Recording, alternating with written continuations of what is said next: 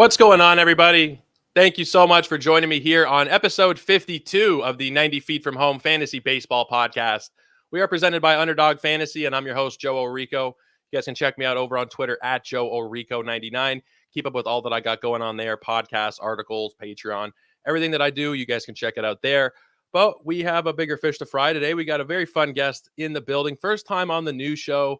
He was a pretty regular guest on the old podcast, probably had him on 4 or 5 times, and we always have really great conversation. So it's great to be joined by Mr. Paul Sporer once again. You can find his work over at Fangraphs and also as one of the content creators, developers over at Out of the Park Baseball at Sporer on Twitter. Paul, great to get you on the show again, man. Joe, thanks so much for having me, man. It's great to be on.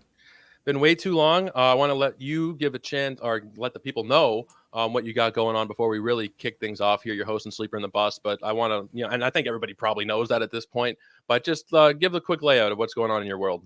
Yeah, over at Fangraphs, the fantasy side there. I'm the editor where we do the Sleeper in the Bus 3 times a week. I do my SP chart every day where I check out the pitchers of the day and kind of give recommendations. Got my SP rankings that came out just a couple weeks. I mean, once you put them out, they're old, because a few things happen. So yeah, July 1st, they're almost 3 weeks old now, but they are relatively new. And so yeah, that's where you can find most of my stuff. I'm on Twitch, twitch.tv/Spore. I don't stream quite as much anymore. And as you mentioned, the content director for the OTP Perfect Team game. It's a card collecting game where, you collect cards of players over the years, build your team. It simulates against other players, and you try to defeat them in tournaments or in leagues. It's a lot of fun. It's basically video game fantasy baseball. It's like a more advanced version of the show, I guess, for the average Correct. person. Yeah, each game scratches a different itch. You want to get on the sticks and play, that's MLB The Show. You want to GM and again, kind of play fantasy baseball, but more in the quote unquote real baseball realm where defense and stuff matters, that's OOTP and everything that we offer there, which stands for, of course, Out of the Park Baseball.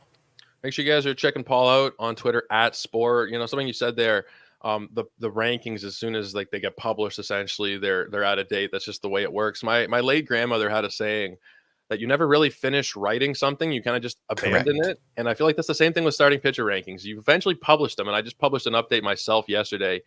I feel like if you just look at it another 10 minutes, you could probably move a couple other things around. Guaranteed. But you just have to hit the publish button at some point. Yep. You certainly have to, and I've been paralyzed at times of re-ranking, and then they're delayed, and I've gotten better about just like, this is where they're at right now. They're a snapshot. The prospect folks deal with this a lot. I think they're even more variable in the prospect world, and that's why they are always underscoring that this is a snapshot of right now.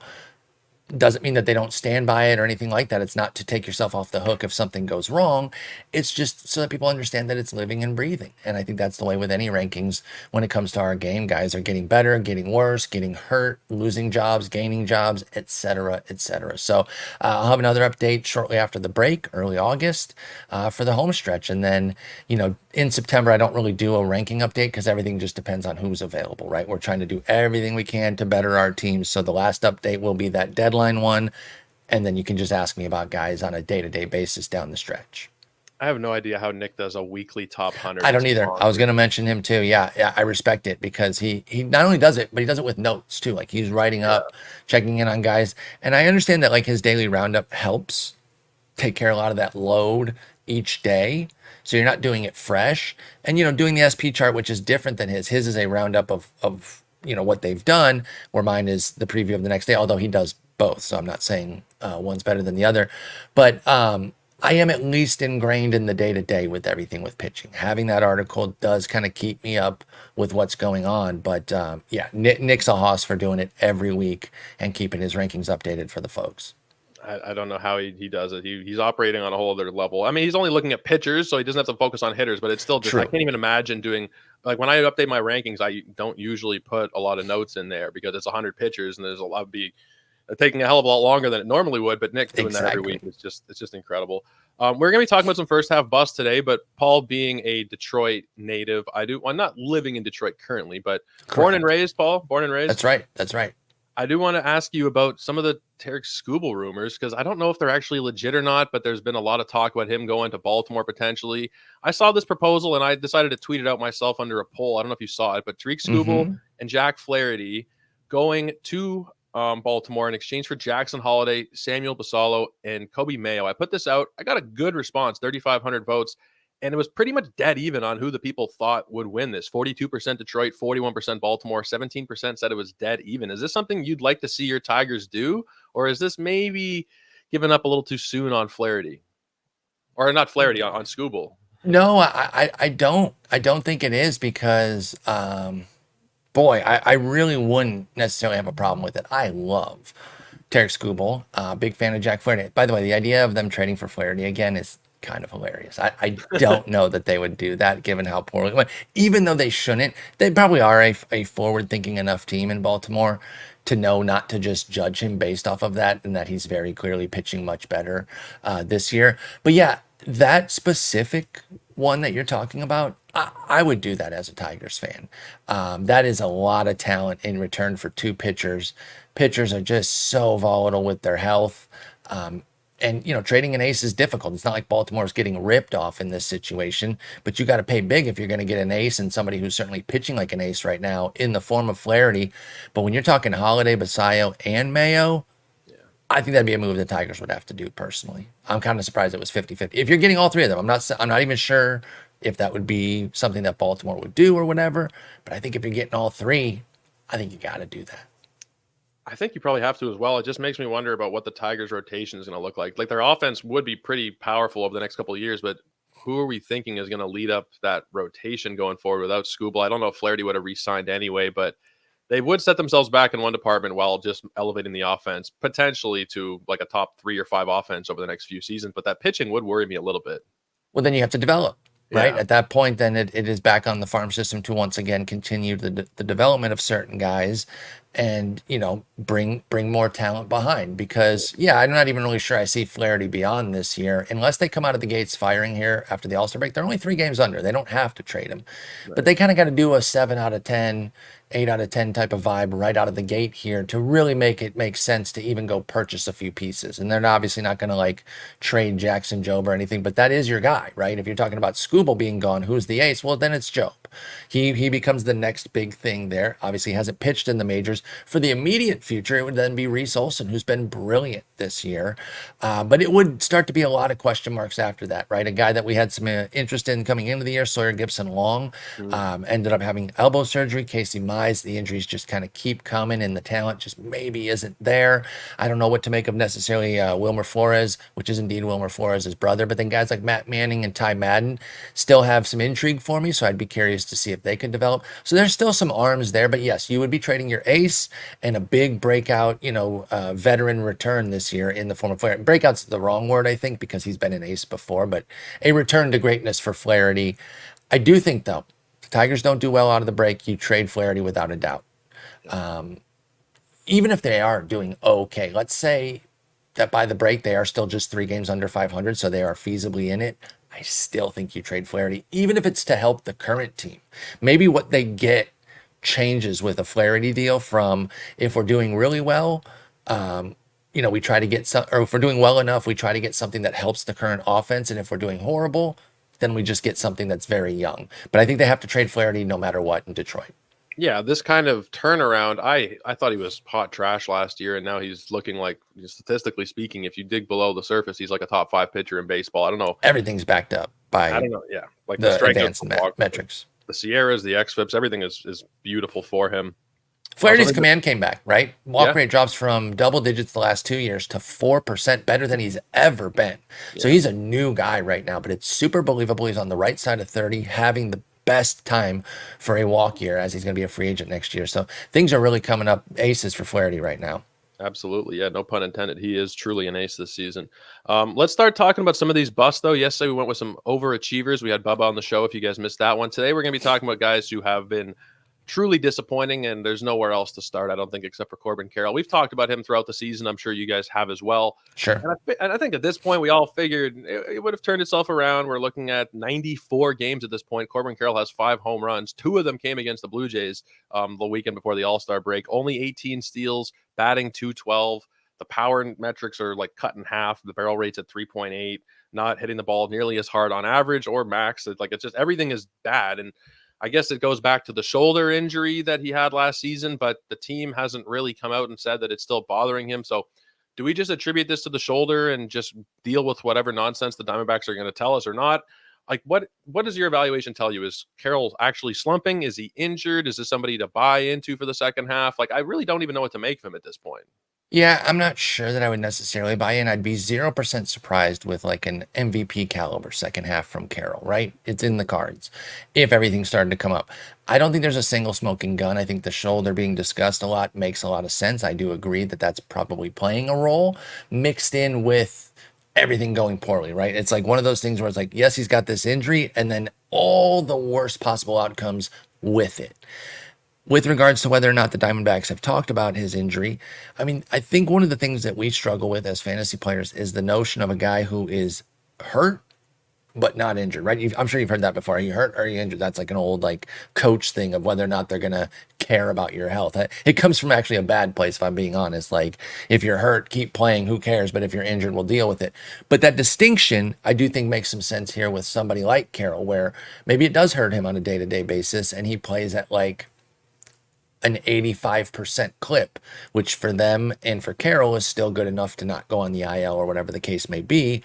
But then you pair it with a 250 BABIP, and really that is kind of the heart of it from there. So if he's hurt and you take a 250 BABIP and the fact that he's just not striking the ball well enough because, again, the injury for Carroll, and it all adds up to this rotten season. Should you buy? I mean, if you can get a real cheap discount, maybe you just buy on the possibility. I can't give you much that says that things are going to turn around. The BABIP should be better. The results should be better, but they haven't been. The plate skills are still there for Carroll. He still has 18 steals, 5 homers. You mentioned 2 of them before the break. They still count, but they are recent. It's a tough one. I'm not trading him in any league. I'm riding it out personally because I don't want to be, I don't know. This is a personal thing, but I don't want to be the guy who gives away my first round pick who then plays like the first rounder down the stretch. If I can help my team, sure. But yeah, I think it's just a dead season.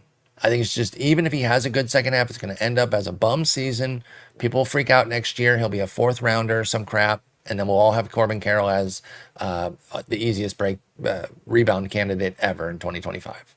Yeah, that's where he was roughly going. I said it to you before we started recording, but I did a couple of gladiators for the second half, their NFBC leagues, where you draft your team 23 spots and then you don't even have to look at it the rest of the season. You don't make pickups. If a guy gets hurt, you got to leave him in there.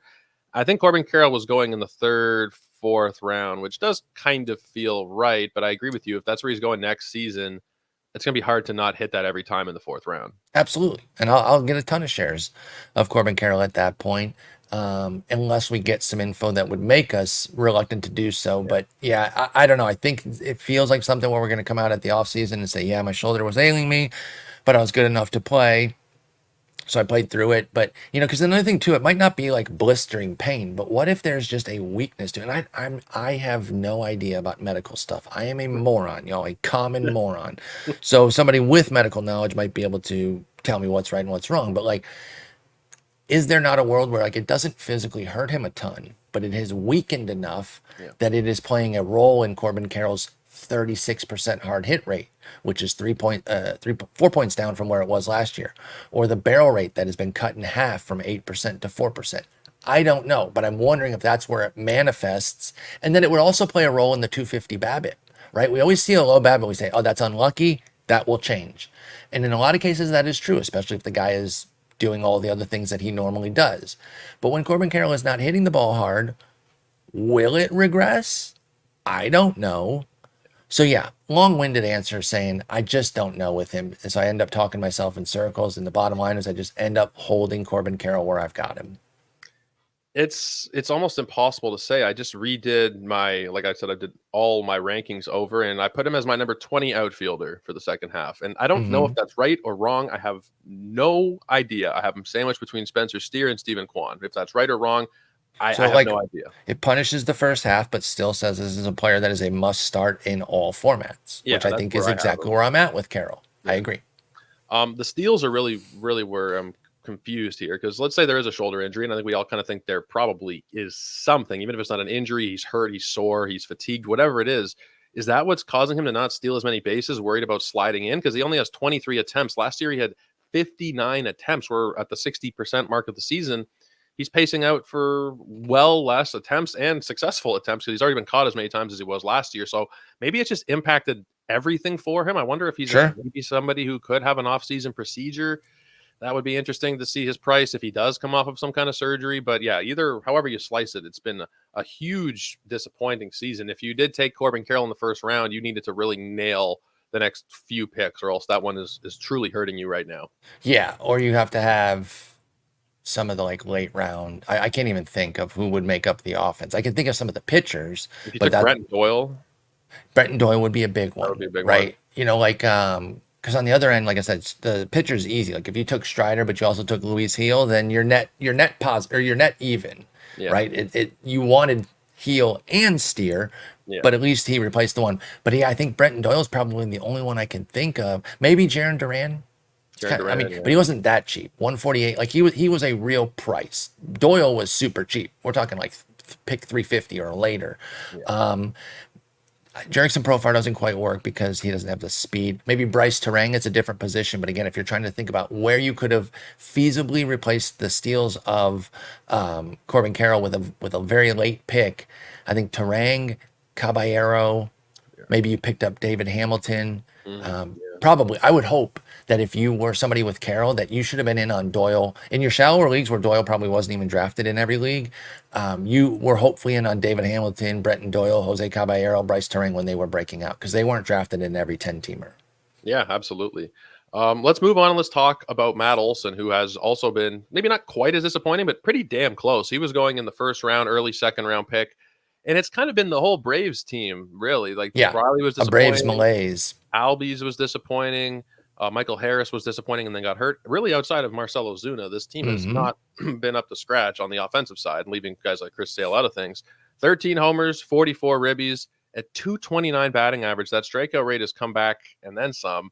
The last few years, he had been like 23, 24%. He's up to 27, not walking as much. In terms of the hard hit numbers, they're also pretty drastically down. It feels like a buy, but at the same time, I don't think you're getting a lot of batting average. You're obviously not getting the speed. The team is down as a whole. So I'm not 100% sure if I'm buying him, but he's not somebody that I would be selling either. You're getting like nothing back from him if you do try. And people are asking me all the time, like, should I trade Olson? He stinks. He's terrible. Like, you're not getting much for a lot of these guys we're going to talk about. If you're trying to trade them after a bust of a first half, you're taking pennies on the dollar. I think the same thing kind of applies to Olson. Well, what's your take on him?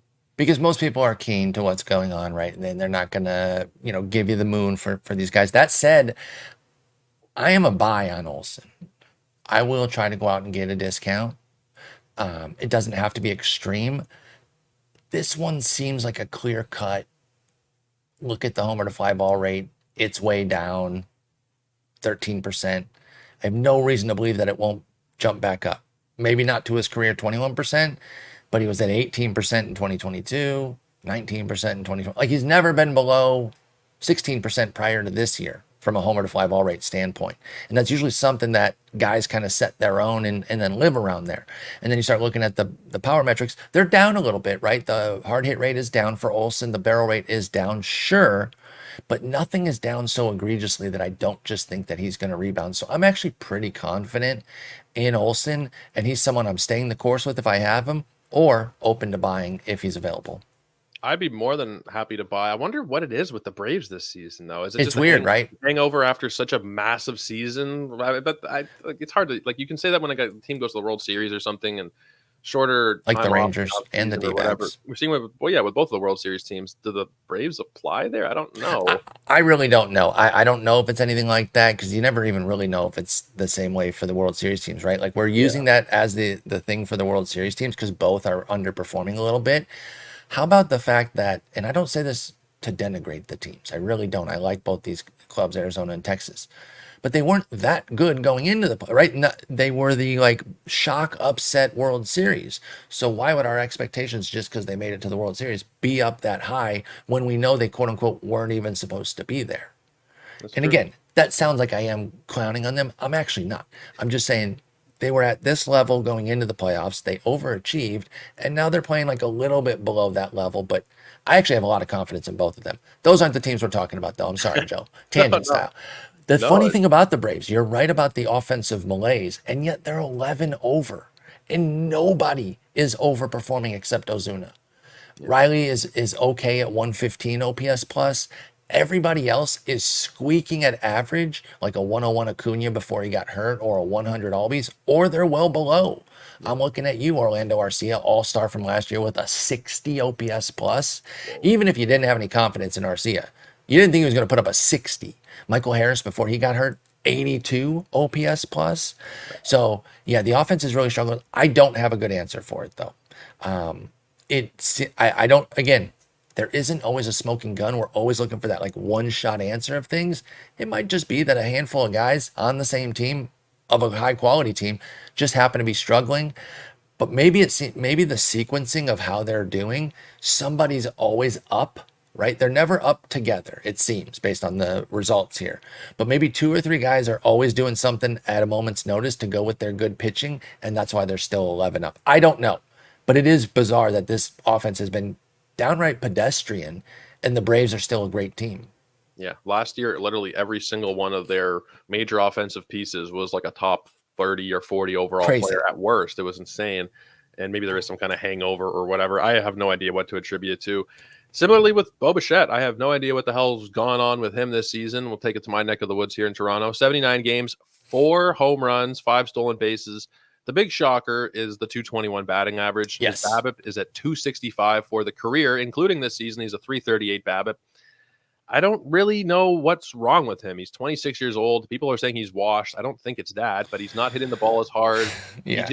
He's just having a dreadful season. He is just from a real life standpoint, 0.2 wins above replacement at this point of the season. And since last All-Star break, Bichette has 1.1 WAR in a full season of 365 days period. It's been rough. Awful. And people are talking about the Jays trading him now. I don't think they'll get much if they did trade him. Do you think he's going to turn it around? I feel like he probably will, but there's not a lot to suggest it in the numbers. Yeah, I'm okay betting on the track record, but guys have ebbs and flows, and we're not good at kind of like appreciating that in the moment. We can look back, especially when they kind of get back to the surface, and like, oh, okay, that was just a blip. But like, think about like Gleyber Torres. You're right. His first 2 seasons came out like a house on fire. Then the 2020 season, we can wash that away for anybody. But then he was terrible in 21, bounced back in 22, pretty good in 23, down again this year, right? Guys have ebbs and flows. And I agree with you that some of the stuff about Bichette's season, specifically the batting average, are particularly concerning. But I'm not sure that there's really much reasoning behind it other than that 265 BABIP. Because, yeah, that is the first thing I look at, along with like homer to fly ball, and see, are they way off of their career marks? He's way off, Bichette is, in both of those figures. And then I go look at the batting profile. Okay, well, like I said with Corbin Carroll, Carroll's contributing to his lower BABIP by not hitting the ball very well. Bichette, like you said, he is hitting the ball a little less hard this year, but it's not egregious. Hard hit rate 45 to 43. The barrel rate is down 10 to 5. So that's cut in half. That is big. But that alone should not explain the batting average, because he's also a ground ball guy. And ground balls, even some of the lighter hit ones, get through for hits a lot of the time. So it is bizarre that his batting average sucks this much for Bichette. When you look at his batting average, XBA, which I'm not the biggest stats guy, but it's 260. And what that's really telling you is that there's a lot of things in his profile that says that he's better than this guy that we've seen, namely the BABIP being like 265. So again, I'm okay buying Bichette on a discount. I wouldn't pay full price though. I mentioned Olson I would buy. If somebody really wouldn't give me a discount, but I really needed the power, I'd still buy Matt Olson. If they're not going to give me any discount on Bichette, then I'm not buying, because as you mentioned, this is now a calendar year of pretty mediocre play from him. He doesn't bring the speed. He had that one blip, 25 for 26 in 2021. He has been a pedestrian to bad base runner since then. And if you're not giving me the batting average, what the hell am I getting? As far as trading, I do still think they could get a lot in a deal. His value's not super high, but with the extra year of control next year, I do still think that they could get some returns, but they're probably better off holding and trying to reestablish his value for an off-season trade. I would be heartbroken if we come out of this deadline with the Blue Jays not having Guerrero and Bichette with exactly 0 playoff wins to show for it. Guys, that would be so brutal. Guys who are 25 and 26 look like the future of of baseball, of the American League a couple of years ago with the way that they set the world on fire in 21 and 22. And then it's been terrible. I did that Gladiator last night. I took him in the 7th round. It was close to pick 100 overalls, 90 something. Is that where you think he's going to go next season? Are we pushing Bichette outside of the top 100 in drafts? If he doesn't drastically turn things around, let's say he finishes like 12 homers, bats 260 or 250 or something, like, is Bichette now a massive value in drafts next season? Oh yeah, because I think he'd probably even go later than that. Really, eh? If he like really doesn't come back and just ends up with a truly dreadful season, then yeah, I think Bichette, because again, what's he bring to the table? What rebound are you really projecting? You're projecting maybe upper teens homers and the batting average to return, maybe if you're a fan of his, but you're not projecting base stealing much.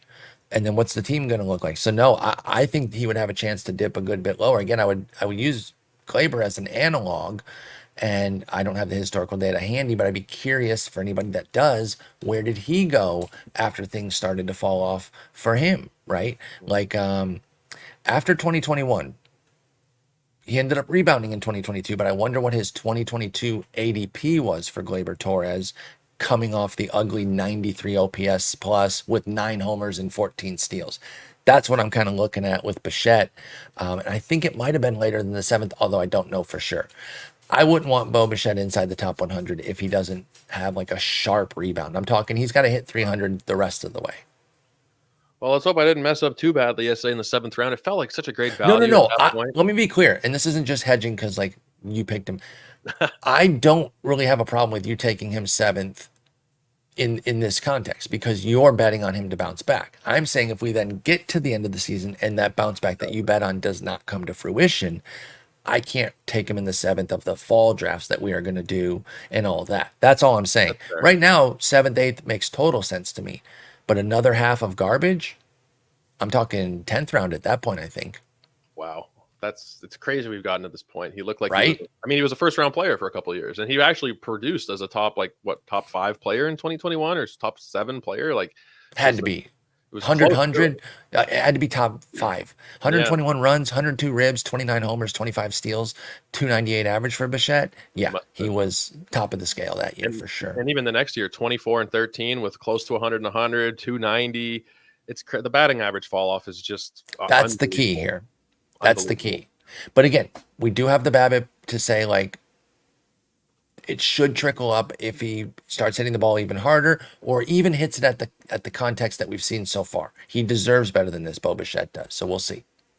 Let's talk about another Blue Jay. We'll start looking at a couple pitchers. Kevin Gausman has been one of the more disappointing pitchers of the season.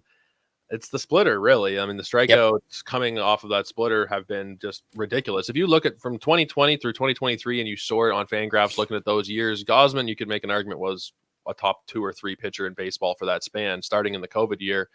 And this season, the strikeouts are completely gone. He's not really limiting hard contact way he has 11.4% on the barrel rate.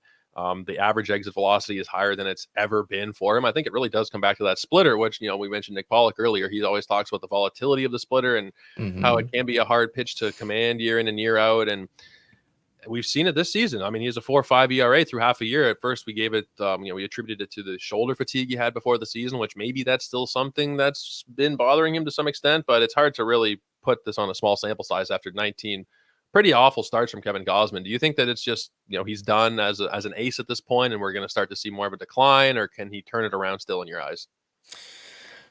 I am pretty concerned. I was not particularly in on Gausman coming into the year. This consistent BABIP that he's had with y'all due to the splitter volatility paired with the turf infield, I would imagine playing a role. It's faster there, so it is tougher for the infielders to make plays. I cited this a billion times in the offseason, so sorry for those that had to hear me keep saying. I'm going to say it again. He improved his BABIP like 42 points from 21 to 22, or excuse me, from 22 to 23, and he was still 3rd worst in the league because it was so bad for Gausman the year before. So yeah, I'm just not really believing in him as a premier top of the scale ace. Here's the thing though. The struggles that he's had, for me, they're not really actionable, meaning I don't think you can really do anything about it. I think you just have to keep starting him, firmly in the lineup in pretty much all formats against all teams. Maybe an occasional sit against like Orioles or Yankees, perhaps. But for the most part, I think you still have to ride it out because you have a 4.50 ERA, which is not great, but it's not the end of the world. 104 strikeouts and 104 innings. You get your K per inning. The 131 whip, though, that's the really tough part with Gausman that you do have to be careful with. So honestly, I will actually amend that a little bit. Maybe there are a few more sits that I'm even allowing. He's just not somebody I'm trusting at the same level anymore. And hey, Joe, he's 33, right? Like guys start to dwindle a little bit. I know he looked excellent in his early 30s, and this is still his early 30s, but things can happen quickly as you age, and I just don't think the splitter's nearly consistent enough for Gausman to deliver the way we want him to. So I have kind of moved away from him at the level he used to be at. Without having a true proper third pitch, the slider, he throws it like what 7-8% of the time. Yeah. I don't really have a lot of confidence. It's weird because he only really became an ace in his 30s. In his 20s, he was pretty inconsistent. There was a couple of good seasons, and then right when he hit 30 in San Francisco, he just jumped up to that 32% strikeout rate and was just phenomenal.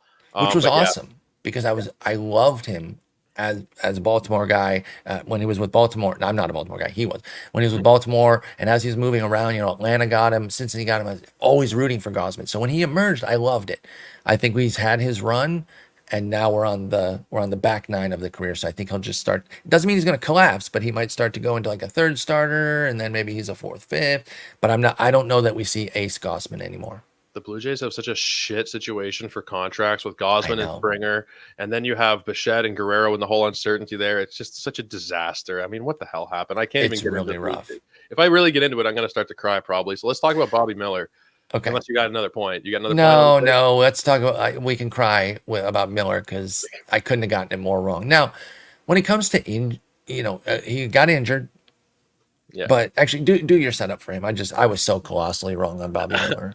Well, I was too. I had him ranked as I think 12, 13. Yeah, I was up there too. Something like that. A lot of it did come back to the stuff, which a lot of people will, brush aside. And I remember talking about this on Twitter last year, and people were saying, you use stuff as a fantasy indicator, but like the guy had some of the best stuff in baseball. Why wouldn't I? Because people are still just stuck in the Stone Ages, I think, in some degrees. People will sometimes send a screenshot of like a Yahoo roster page and say his ERA is higher than this guy. How can you say like this? People, I mean, not a lot. Not most of you are not like that, but there are some of you who drive me. It's just frustrating. Yeah. Bobby Miller 123 stuff plus last year, 110 on the pitching plus. Location was 102, above average, and all those well above average and stuff and pitching plus. Pitching for the Dodgers, he had a solid rookie season. He wasn't brilliant, but he was very, very good last year. 3.76 ERA. He had a 17% strikeout minus walk. What the hell happened, Paul? He lost feel for his stuff. He's hurt. I mean, he's not hurt right now, but he's had an injury stint. It's just a bad year. Like I don't have deep analysis here on Miller. It's just a miss. It is mostly an injury miss, but he hasn't been successful when he has been pitching. It does seem like a washout year. Question is, do you stick with a guy like this now? Because where's the price going to be next year when people start to get excited again? But I loved him. I thought he was a Cy Young candidate. I ranked him 10th coming into the year. I thought he was going to emerge into acehood this year. Him, Yamamoto, and Glasnow as the top three. I thought, here we go. But I really, really loved Miller, and I'll take the L, right? When I say the next thing I say, it's not because don't pin that loss on me. I'll eat it. It's right there, ranked 10th. But who could have seen this coming? Maybe you didn't like him because of injuries. Sure, but you can literally say that about virtually every pitcher. But where was any of this coming from that we should have? What should we have seen? Okay, maybe we shouldn't have gone 10 and 12 respectively, but we should have gone 20, which is that's probably the lowest Bobby Miller was ranked anywhere, right? Yeah. So I think you take it on the chin. It stinks, but I don't know that we can really do much about this. Again, the best I could give would be to say okay, maybe we shouldn't have gone so high. But even if I go a few rounds later, he wouldn't have been any better there, right? He was the 18th starter off the board, according to the ADP here I have on Fangraphs. And I had him 10, you had him 12. So even if we were more in line with ADP, who gives a shit? It's just a big miss for everybody with Bobby Miller. It stinks. Here's the tough part, though. If he stays healthy the rest of the way, I think I'd jump back in next year. If an Yeah. injury crops up or they shut him down in AAA because it's not working down there either, then I'm probably a bit more tepid with Miller. But he'll be 26 next year. I don't think I want to quit him because I do think the price could bottom out if he doesn't have a big second half. I was really encouraged by the fact that they sent him down as opposed to putting him on the shelf right away. That means it's maybe more of a mechanical thing than there's a forearm problem, that's Absolutely. a little bit better to hear, a lot better to hear. And he was a consideration for me in those drafts yesterday because I don't think he even got drafted in the Gladiators. You get to the 22nd, 23rd round and it's dicey, but I couldn't actually pull the trigger myself. I had a bit of a I don't risky blame you. team there. But man, that could be like if he's back up in a week, that could be one of the best picks if he is going in the last round. One more guy I did want to talk to you about before I get you out of here. Okay.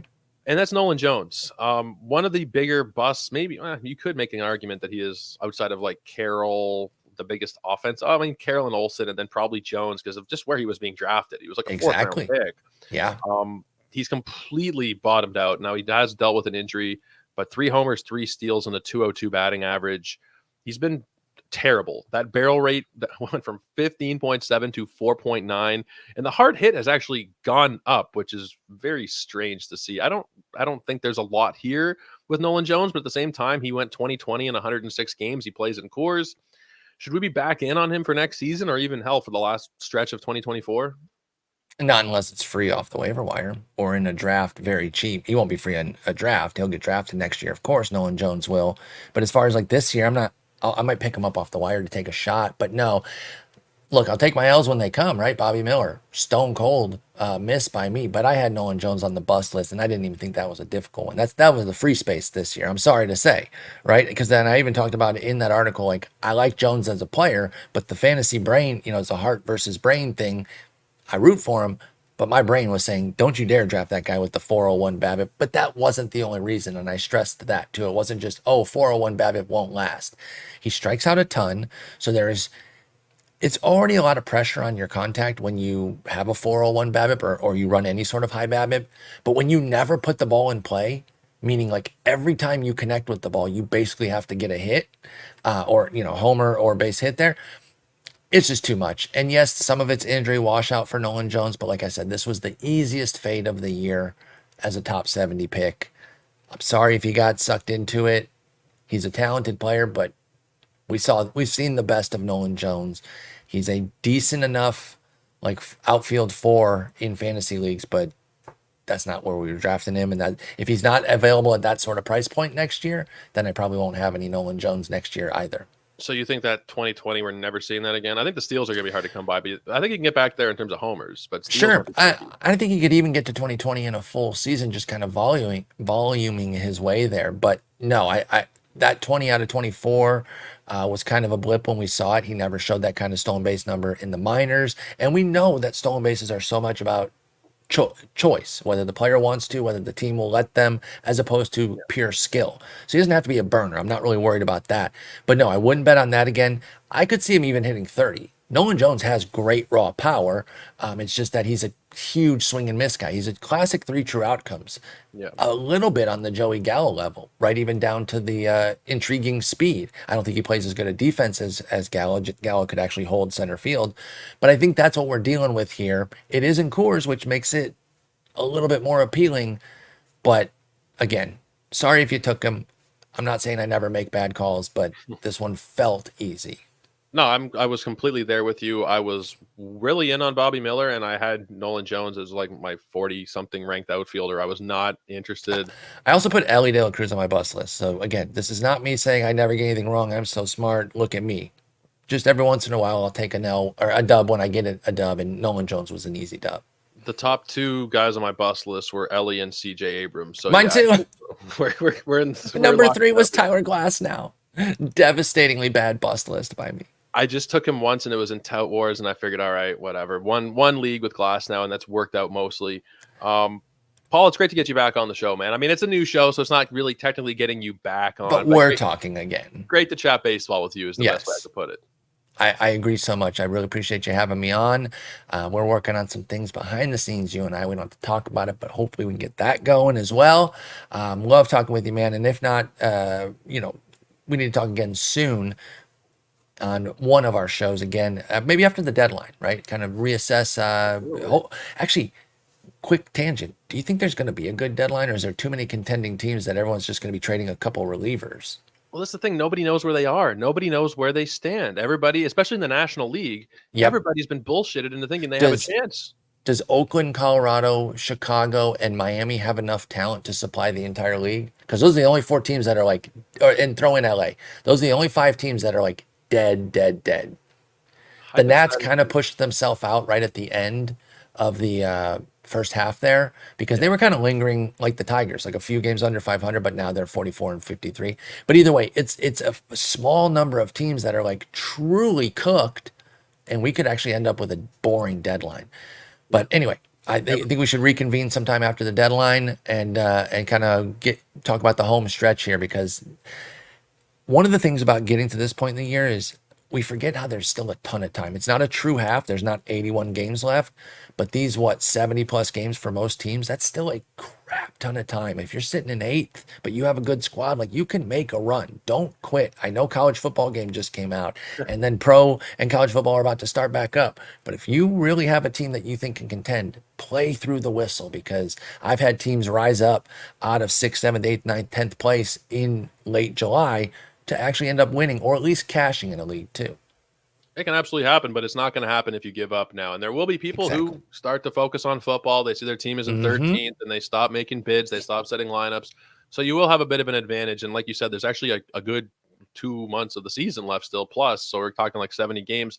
You can still make up a hell of a lot of ground. If you're in first place in the league right now, also don't start sitting on your hands. You can also lose it. Yep. You can also lose it. There was a league where I was in first. It was the On the Wire listener league. I was in first, and then a couple Luis Heel starts where he was bad, and then I benched him for the good start, and now we're in 7th. Yeah, I got whipsawed big time. Been there. Yeah, and that is actually a more important point, though. Like, yes, we're telling the folks not to quit, but if you're doing great, also don't rest on your laurels, because leads get pissed away so often in this game. I've watched it. I've done it. I'm not above it. I was a top 20 team in TGFBI last year at this point, and I finished 150th or something. And it happens. It absolutely does. And sometimes you can't prevent it either. We're not saying that you can always just guide your team, but we're just saying stay grinding. It's a long season, but we sign up for it because we love it. Stay grinding. You can still win leagues that look a little hopeless right now. You just got to find the Luis Heel of the second half. Guys like that, they're going to be out there. I don't know who they are. Joe doesn't. We're going to try to give you our best idea of who they might be, and hopefully help people rally for some nice wins. Absolutely, Paul. Great talking with you. We're going to do it again soon, whether here or on Sleeper in the Bust. We will talk again very soon. And guys, we have real baseball. By the time you guys listen to this, there is actual baseball going on. So when you guys hear me again on Monday, we'll be breaking down the weekend, talking about anything that happens. Hopefully there's a couple trades to break down, but whatever it is, we will be here talking to you guys Monday afternoon. Until then, everybody, take care. Have a great weekend. We'll see you then.